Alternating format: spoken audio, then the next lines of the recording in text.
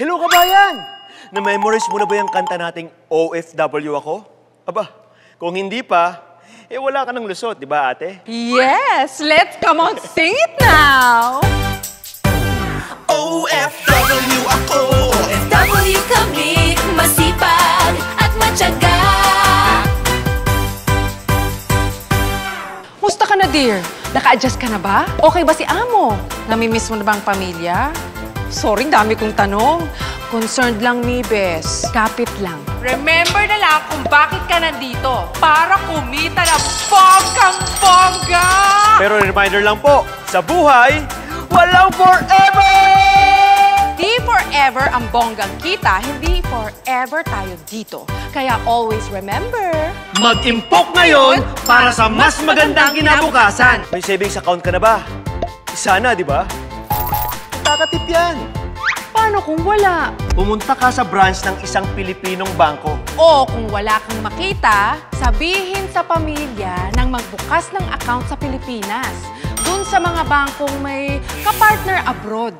Dahil FY alam ko, walang forever. Kailangan maghanda para sa kinabukasan. Kaya mag-OWA member ka. Mag-OWA member ka. Para sigurado, protektado. Uy, kuya! May membership! Okay yan. May benefits in case magkasakit o mabaldado. Huwag naman sana. Teka, may phone-in question ka. Hello po kabayan. May utang po akong naiwan sa Pinas. Kasi inutang ko pa yun panggastos papunta dito. Pitakatip! Basta ang unang-unang gawin mo, bayaran ng utang. Sabihan ng pamilya. Uy, huwag mag-astang mayaman. Magbabayad muna tayo ng utang. Sa totoo lang, kabayan, mas madali kasing mag-ipon pag walang utang. Diba? Oh, nabayaran mo na ang utang mo, kaya save na tayo. Pero, gano'n ba kalaki dapat ang savings? Sabi, 10% daw. Magkano ba yung 10%? Ganito, sa bawat 100 pesos mo, 10 pesos dapat ang tinatabi para sa savings. Gets? Sabihan mo si Mister. At si Mrs. Pero syempre, the more, the betterer. Dagdagan pa ng todo. Palaki ng palaki. Bes, ang sarap pakinggan ng kaching-kaching, no? Pero careful.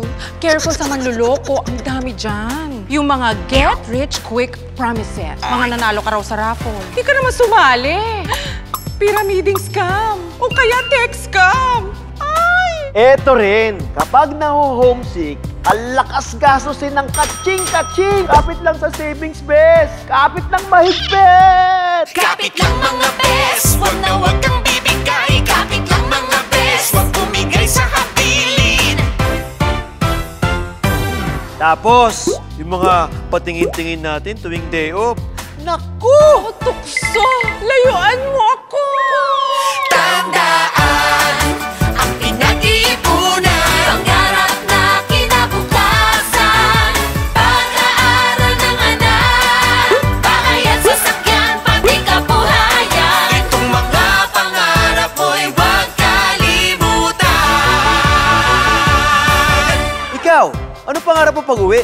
Magka-parlor! Pinagpaplanuhan at pinag-iipunan ko. Ikaw, kuya, anong sayo? Magka-poultry. Pwede kang magtayo ng maliit na business pag uwi mo. Pwede mo ring hasain ang iyong skills para pagbalik mo ng Pinas, ikaw ang the best ever. The best teacher. The best IT. The best nurse. Uy, the best electrician. The best cook. The best mason. Basta the best ka, di mahirap makaharap ng trabaho pagbalik mo. Huwag kang bibigay, pangarap ay maaabot. Huwag